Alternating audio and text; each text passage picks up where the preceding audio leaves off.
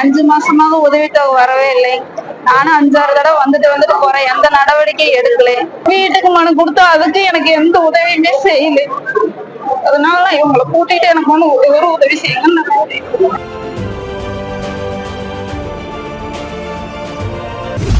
திருப்பூர் புதிய பேருந்து நிலையம் பகுதியைச் சேர்ந்த செல்வி என்பவரது மகன் காளீஸ்வரன். இவருக்கு வயது 19. பிறவியிலேயே மூளை வளர்ச்சி குன்றியவர். கடந்த 10 வருடங்களுக்கு மேலாக அவருக்கு மாற்றுத்திறனாளிகள் நலத்துறை சார்பில் உதவித்தொகை வழங்கப்பட்டு வந்தது. ஆனால் கடந்த 5 மாதங்களாக இந்த உதவித்தொகை கிடைக்காமல் இருந்துள்ளது. இதுகுறித்து அவர் மாற்றுத்திறனாளிகள் நல அலுவலகத்தை நாடியும் எந்த நடவடிக்கையும் எடுக்கப்படவில்லை. இந்நிலையில் இன்று செல்வி தனது மகனுடன் மாவட்ட ஆட்சியர் அலுவலகம் வந்து மாவட்ட ஆட்சியர் கிறிஸ்துராஜிடம் மனு அளித்தார். அதில் அவரது மகனுக்கு 1 வாரத்திற்குள் உதவித்தொகை கிடைக்க ஆவண செய்ய வேண்டும் என கூறியுள்ளார். இதுகுறித்து மாற்றுத்திறனாளிகள் நல அலுவலர்களிடம் உரிய நடவடிக்கை எடுக்க மாவட்ட ஆட்சியர் உத்தரவிட்டுள்ளார். என் பேரு காளீஸ்வரன்.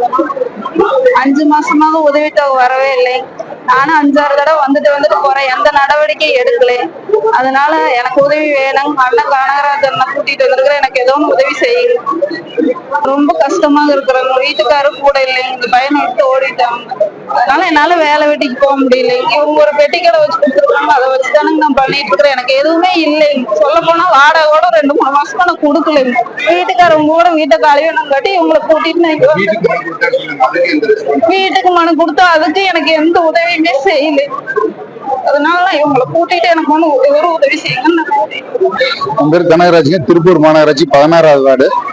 வார்டு பகுதியில பிறவியிலேயே மாற்றுத்திறனாளியே பிறந்த காளீஸ்வரன் என்ற 19 வயசு மாற்றுத்திறனாளிக்கு அவரால் எந்தவித செயல்பாடும் செய்ய முடியாது. கிட்டத்தட்ட 90% ஊனம் வந்து அரசாங்கத்தாலேயே தெரிவிக்கப்பட்டுள்ளது. அவருக்கு கடந்த 4-5 வருடங்களாக கடந்த 10 வருடங்களாக உதவித்தொகை வந்து கொண்டிருந்தது. அதை இந்த கடந்த 5 மாதங்களாக நிறுத்திவிட்டார்கள். அந்த தாயினுடைய அந்த குழந்தையினுடைய தாய் கடந்த 5 மாசங்களாக தொடர்ந்து கலெக்டர்களுக்கு வந்து துறையர் முகாமில் தொடர்ந்து மனு கொடுத்து கொண்டு இருக்கிறார்கள். ஆனால் அவங்க எந்தவித நடவடிக்கை இதுவரைக்கும் எடுக்கவே இல்லை.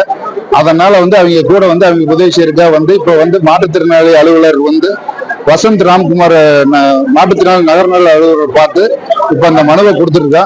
அவரு 1 வாரத்துல அந்த மனுவுக்கு உரிய தீர்வு வந்து அந்த மாற்றுத்திறனாளி மாணவனுக்கு உதவித்தொகை கிடைக்க செய்யறதாக உறுதியளித்திருக்காரு.